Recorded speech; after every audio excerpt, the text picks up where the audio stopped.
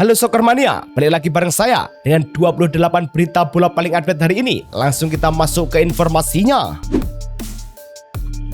Johor Darul Takzim menang tipis 1-0 atas Vissel Kobe di Sultan Ibrahim Stadium lewat gol tunggal Marcos Guilherme menit ke-73.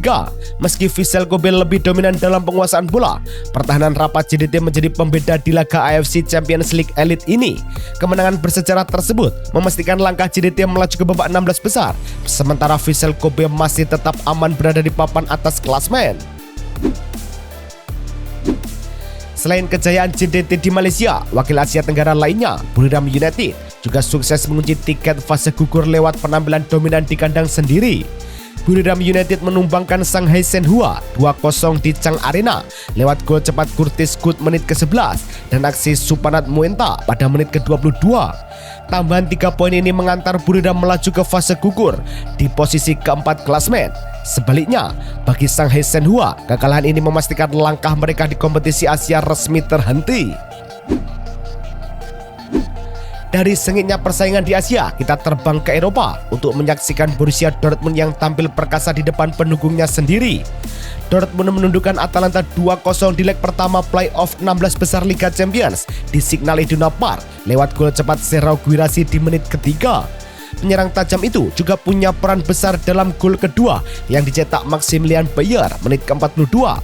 Hasil ini menjadi modal penting bagi pasukan Niko Kovac untuk bertandang ke Bergamo dan membawa mereka selangkah lebih dekat ke babak 16 besar. Kemenangan Dortmund tersebut menegaskan peran vital sang striker yang kini menjadi fondasi utama ambisi mereka di kancah benua biru. Serhou Guirassy membuktikan dirinya sebagai lifeline bagi Dortmund saat membungkam Atalanta lewat gol dan asisnya untuk Maximilian Bayer. Data Opta mencatat Guirassy terlibat langsung dalam 24 gol di Liga Champions sejak musim lalu. Angka tertinggi dibandingkan pemain lainnya. Dortmund berusaha keras menjaga sang striker sebagai tumpuan ambisi Eropa mereka. Jika Dortmund tampil dominan sejak awal, drama comeback luar biasa justru terjadi di Stade Louis Hill saat PSG bertamu ke markas Monaco.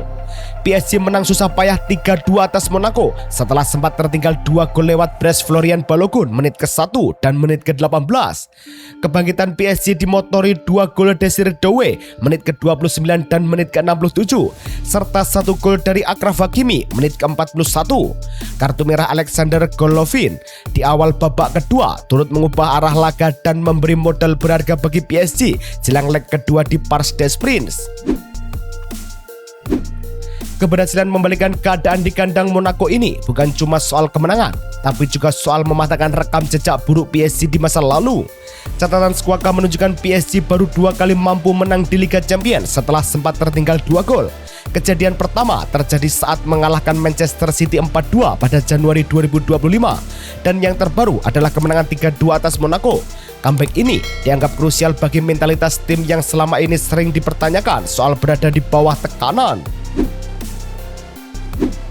Namun, nasib sial justru menimpa raksasa Italia Juventus yang harus merasakan malam kelam saat dibantai habis-habisan di Turki. Galatasaray membantai Juventus 5-2 di Rams Park pada leg pertama playoff Liga Champions lewat gol Gabriel Sara menit ke-15, Bres Noalang menit ke-48 dan menit ke-74, Davison Sanchez menit ke-60 dan Sacha Boey menit ke-86. Juventus yang hanya membalas lewat 2 gol Tunkup Miners kini berada di ujung tanduk. Hasil ini membuat Galatasaray punya modal besar menuju Turin, sementara Juve butuh keajaiban di kandang sendiri. Kekalahan telang ini meninggalkan luka dalam bagi sejarah Juventus yang selama ini dikenal punya pertahanan cukup solid di kancah internasional. Untuk pertama kalinya di era modern Liga Champions, Juventus kebobolan 5 gol dalam satu pertandingan. Statistik Opta Paulo mengungkap ini kali kedua Juventus kebobolan 5 gol atau lebih di kompetisi Eropa setelah tragedi 0-7 dari Winner tahun 1958-1959. Runtuhnya pertahanan Juventus di Rams Park mengindikasikan adanya masalah struktural serius di dalam skuad mereka. Saat Juventus pulang dengan luka, sang raja Eropa, Real Madrid justru mampu mengamankan kemenangan tipis namun penuh ketegangan di Portugal. Real Madrid menang tipis 1-0 atas Benfica di Estadio da Luz lewat gol tunggal Vinicius Junior pada menit ke-50. Los Blancos dipastikan hanya butuh hasil imbang pada leg kedua di Santiago Bernabeu untuk melangkah ke babak 16 besar. Meski menang susah payah, hasil ini menjadi modal sangat penting bagi armada Madrid. Kemenangan Madrid tersebut sayangnya ternodai oleh insiden rasisme yang menargetkan sang pencetak gol kemenangan, Vinicius Junior. Laga sempat terhenti lebih dari 5 menit setelah Vinicius Junior melaporkan hinaan rasial dari bek muda Benfica, Gianluca Prestiani, yang dituding melontarkan kata "monke" di pinggir lapangan. Jose Mourinho dan Alvaro Arbeloa sempat turun tangan menenangkan sang pemain.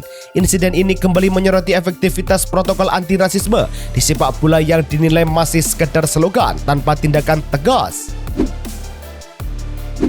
Ketegangan di laga yang sama tidak berhenti di situ, karena Jose Mourinho juga harus menerima nasib apes saat memprotes keputusan wasit. Jose Mourinho diganjar kartu merah setelah meluapkan protes keras karena wasit tidak memberikan kartu kuning kedua bagi Vinicius Junior. Akibatnya, Mourinho dilarang mendampingi Benfica di leg kedua yang berlangsung di Santiago Bernabeu. Hal ini sangat ironis, mengingat stadion tersebut merupakan tempat ia meraih banyak sukses saat melatih Madrid di masa lalu.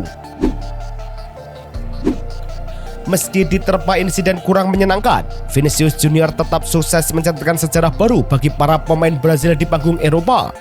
Vinicius Junior kini resmi mengoleksi 31 gol di Liga Champions, melewati catatan gol Kaká untuk duduk di posisi kedua pencetak gol terbanyak asal Brazil di bawah Neymar. Catatan resmi UEFA menunjukkan ia sudah mengemas 30 assist dan 2 trofi dari total 77 pertandingan di usianya sekarang. Statistik ini menjadi sinyal kuat bahwa Vini merupakan pimpinan era baru pemain Brazil di Eropa. Berita perpindahan pemain juga datang dari Belanda, di mana Raheem Sterling harus menghadapi kendala birokrasi yang memaksa timnya berlatih di negara lain. Raheem Sterling belum bisa berlatih di Rotterdam karena izin kerjanya di Belanda belum turun setelah resmi berpisah dengan Chelsea. Menghadapi hal ini, Robin van Persie memindahkan sesi latihan Feyenoord ke Tubize, Belgia demi mempercepat adaptasi Sterling. Dengan jarak 14 poin dari PSV, Feyenoord sangat membutuhkan dampak instan dari winger berusia 31 tahun itu. Kabar mengenai pelatih kawakan juga datang dari Benfica, yang dengan tegas menepis rumor kepulangan Jose Mourinho ke Real Madrid. Presiden Benfica Rui Costa menegaskan lewat El Chiringuito bahwa Mourinho tetap memimpin tim untuk musim 2026-2027. Pernyataan ini sekaligus meredam spekulasi media Spanyol yang mengaitkan Mourinho dengan kursi pelatih Madrid jelang duel playoff Liga Champions. Langkah ini diambil demi menjaga stabilitas proyek Mourinho di Benfica yang dianggap belum mencapai puncaknya. Dortmund juga tidak mau kalah dalam perburuan pemain masa depan dengan mengamankan talenta muda asal Brazil untuk memperkuat lini belakang. Dortmund segera menggait Joao Havertz dari Cruzeiro dengan nilai transfer 7 juta euro plus bonus 5 juta euro setelah tes medis tuntas. Menurut laporan Fabrizio Romano, bek kiri muda ini baru akan merapat pada Juni 2026 agar tetap berkembang dulu di Brazil. Strategi ini merupakan langkah khas Dortmund untuk memoles pemain muda bertalenta menjadi bintang masa depan klub. Nasib berbeda dialami Marseille yang justru semakin terpuruk setelah upaya mereka mendatangkan pelatih top menemui jalan buntu. Xabi Alonso dilaporkan menolak tawaran Marseille untuk menggantikan kekosongan yang ditinggalkan Roberto De Zerbi dan Mehdi Benatia. RMC Sport menyebut Alonso ragu dengan proyek olahraga Marseille yang dianggap tambal sulam setelah kekalahan telak 0-5 dari PSG. Keputusan Alonso dinilai realistis demi menjaga reputasinya agar tidak masuk ke ruang ganti dengan fondasi klub yang sedang rapuh. Sambil terus meraih kemenangan di lapangan, PSG juga sedang berbenah di balik layar dengan memperketat pengeluaran finansial mereka. Di bawah arahan Luis Campos, PSG mulai memangkas struktur upah setelah tagihan gaji mereka sempat menyentuh 111% dari pemasukan pada 2021. Kebijakan disiplin finansial ini mengakibatkan negosiasi Gianluigi Donnarumma mentok hingga akhirnya sang kiper hengkang. Rasio gaji PSG kini sudah turun ke angka 65% pada 2025 demi menghindari pelanggaran aturan keuangan UEFA. Dari Prancis ke Italia, AC Milan dengan tegas memagari bintangnya Christian Pulisic dari incaran klub-klub raksasa Inggris. AC Milan menolak segera pembicaraan untuk melepas Pulisic meskipun Arsenal dan Tottenham Hotspur mulai memantau situasi sang winger. Pulisic tampil konsisten musim ini dengan torehan 8 gol dan 2 assist dalam 17 laga Serie A. Kecepatan dan fleksibilitas pemain berusia 27 tahun itu dianggap terlalu berharga untuk dilepas demi stabilitas lini serang Rossoneri. Langkah pengamanan pemain juga dilakukan Atletico Madrid untuk menjauhkan Julian Alvarez dari radar transfer Barcelona. Atletico Madrid sukses memperpanjang kontrak Julian Alvarez hingga tahun 2031, lengkap dengan perbaikan nilai kontrak untuk memagari sang striker. Matteo Alemany melakukan manuver cepat ini untuk menutup celah negosiasi setelah Barcelona, PSG, dan Chelsea mulai menunjukkan minat. Bagi Atletico, mempertahankan mesin gol asal Argentina ini jauh lebih penting daripada harus mencari nama baru di pasar transfer. Di sisi lain, Barcelona setidaknya mendapat kabar baik soal kondisi Eric Garcia yang sempat dikhawatirkan mengalami cedera parah. Eric Garcia dipastikan tidak mengalami cedera hamstring serius berdasarkan laporan tes medis yang dirilis Skop usai laga melawan Girona. Baik andalan Hansi Flick ini diharapkan masih berpeluang tampil pada pertandingan melawan Levante mendatang. Kepastian ini sangat melegakan bagi Barca mengingat peran Garcia yang bisa bermain di berbagai posisi sangat krusial dalam fase kompetisi saat ini. Urusan transfer Barcelona masih terus berlanjut. Kali ini melibatkan negosiasi alot mengenai status permanen Marcus Rashford dari Manchester United. Negosiasi permanen Rashford ke Barca berjalan seret karena perbedaan nilai transfer, di mana United tetap mematok harga 30 juta euro. Meski Rashford dikabarkan betah di Camp Nou, United di bawah Michael Carrick siap menyambutnya pulang jika kesepakatan harga tidak tercapai. Sikap tegas ini merupakan sinyal bahwa United tidak lagi ingin menjual pemainnya dengan harga murah. Bukan cuma soal lini serang, Manchester United juga berencana melakukan perombakan besar-besaran di posisi penjaga gawang mereka. Andre Onana kemungkinan akan dilepas permanen setelah dipinjamkan ke Trabzonspor, menyusul performa yang diwarnai banyak blunder. Informasi dari Ritz-Fi menyebut United juga akan melepas Altay Bayindir yang jarang bermain. Sementara Tom Heaton sudah mendekati masa pensiun. Sebagai gantinya, kiper muda Radek Vitek disiapkan pulang dari masa pinjaman untuk mengisi slot di bawah mister gawang United. Perubahan di skuad United ini sejalan dengan performa apik tim di bawah Michael Carrick, meski manajemen belum mau terburu-buru soal status permanen sang pelatih. Michael Carrick sukses membawa United melewati 5 laga tanpa kekalahan dan kembali menembus zona Liga Champions. Meski begitu, The Telegraph melaporkan manajemen United tetap menyiapkan proses seleksi pelatih baru untuk musim depan guna menghindari kesalahan di masa lalu. Nama-nama seperti Enzo Maresca hingga Roberto De Zerbi tetap masuk radar sebagai bahan pertimbangan selain mempertahankan Carrick. Berpindah ke tim London, Chelsea bersiap menyambut kembali Nicolas Jackson setelah masa pinjamannya di Jerman tidak berjalan sesuai rencana. Nicolas Jackson dipastikan kembali ke Chelsea musim panas nanti setelah gagal memenuhi syarat klausul beli permanen di Bayern Munchen. Jackson tercatat hanya mencetak 5 gol dari 22 laga selama di Bundesliga dan kesulitan mendapatkan menit bermain reguler. Di bawah pelatih baru Liam Ross Senior, Jackson diharapkan bisa menemukan kembali performanya dan menjadi solusi lini depan The Blues. Sementara itu, Tottenham Hotspur mulai melirik pelatih berpengalaman untuk mengisi posisi manajerial jangka panjang mereka. Nama Eddie Howe masuk dalam pembahasan internal direksi Spurs untuk menggantikan pelatih interim Igor Tudor. Rekam jejak Howe di Newcastle yang sukses membawa tim bersaing di Liga Champions dan meraih trofi Piala Liga menjadi alasan utama ketertarikan Spurs. Meski begitu, upaya membajak Howe dari Newcastle diprediksi tidak akan berjalan mudah dan memerlukan biaya yang besar.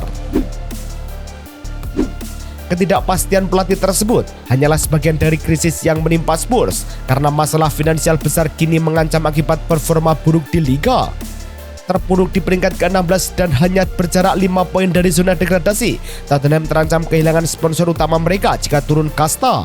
Laporan The Telegraph menyebut kontrak mitra utama juga segera habis dan bonus dari kompetisi Eropa dipastikan lenyap jika gagal bangkit. Masalah makin pelik karena Stadion Mekah mereka hingga kini belum mendapatkan pembeli untuk hak penamaan atau naming rights. Di tengah rumor negatif klub lain, bintang Liverpool Dominic Szoboszlai lewat agennya menegaskan komitmen penuh di Anfield meski dikaitkan dengan Real Madrid. agen Matthias Esterhazy membantah kabar kepindahan Szoboszlai ke Madrid dan menegaskan kliennya fokus mengejar trofi bersama Liverpool. Pemain asal Hungaria tersebut tampil gemilang musim ini dengan koleksi 10 gol dan 7 assist di semua kompetisi. Dengan kontrak yang masih berlaku sampai 2028, Szoboszlai memilih untuk tetap menjadi bagian utama dari proyek jangka panjang Liverpool. Menutup kabar hari ini, Arsenal memberikan kabar yang sangat melegakan bagi para penggemarnya terkait masa depan bintang muda mereka, Bukayo Saka. Bukayo Saka resmi memperpanjang masa baktinya di Arsenal hingga Juni 2031 dan menjadi pemain dengan gaji tertinggi di klub, yakni lebih dari 300.000 pound sterling per pekan. BBC melaporkan laporan ini sekaligus mengakhiri spekulasi selama setahun mengenai negosiasi kontrak sang pemain yang sempat tersendat. Di usia 24 tahun, Saka kini resmi menjadi fondasi utama bagi ambisi Arsenal untuk terus bersaing memperebutkan trofi-trofi besar. Itu saja informasi yang bisa saya sampaikan hari ini. Terima kasih atas dukungannya. Soccermania, sampai bertemu di video besok pagi.